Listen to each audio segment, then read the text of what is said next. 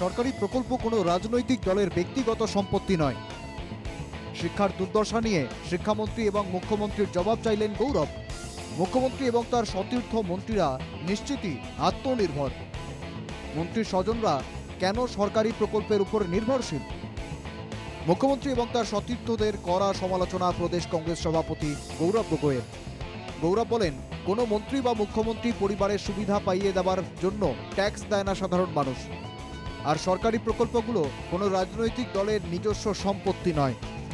গৌরব বলেন, মুখ্যমন্ত্রীর পথ অনুসরণ করেছেন মন্ত্রী। তারপরই তার স্পষ্ট উচ্চারণ, সরকারি প্রকল্প কোনো রাজনৈতিক দলের নিজস্ব সম্পত্তি নয়। মন্ত্রী বা মুখ্যমন্ত্রীর পরিবারকে সুবিধা পাইয়ে দেওয়ার জন্য জনগণ ট্যাক্স দেয় না। মন্ত্ৰীজনে মুখ্যমন্ত্ৰীৰ পথ অনুসৰণ কৰিছে। এই চৰকাৰী আঁচনি কোনো ব্যক্তিগত দলৰ সম্পত্তি নহয়।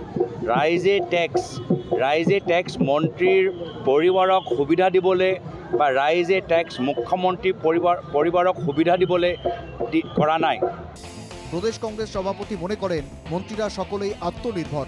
তাহলে মুখ্যমন্ত্রী বা অন্য মন্ত্রীদের স্বজনরা কেন সরকারি প্রকল্পের উপর নির্ভর করবেন? তারা কেন আত্মনির্ভর হতে পারেন না? টাকার প্রয়োজন হলে তারা ব্যাংক থেকে ঋণ নিতে পারেন। তেওঁলোকে যথেষ্ট, মই ভাবোঁ তেওঁলোকে আত্মনিৰ্ভৰ।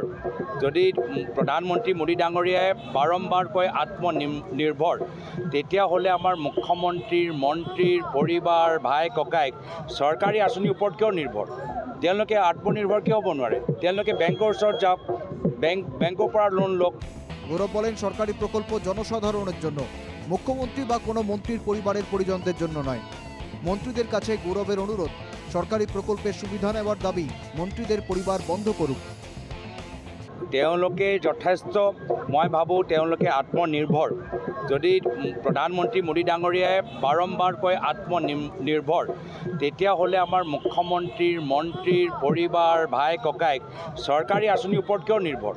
তেওঁলোকে আত্মনিৰ্ভৰ কিয় হ'ব নোৱাৰে? তেওঁলোকে বেংকৰ ওচৰত যাওক, বেংকৰ পৰা লোন লওক। জাতীয় স্তরের শিক্ষাক্ষেত্রে অসমের পিছিয়ে পড়া প্রসঙ্গেও মুখ্যমন্ত্রী হিমন্ত বিশ্ব শর্মার সমালোচনা করেন গৌরব। তিনি বলেন, বিজেপির ডাবল ইঞ্জিন সরকারের এটা ব্যর্থতা। হিমন্ত নিজেই বহু বছর শিক্ষামন্ত্রী ছিলেন, এখন তিনি চুপ করে আছেন কেন বলে প্ৰশ্ন তোলেন গৌরব। এইটো মুখ্যমন্ত্ৰী ইয়াত স্পষ্টীকৰণ দিয়ক।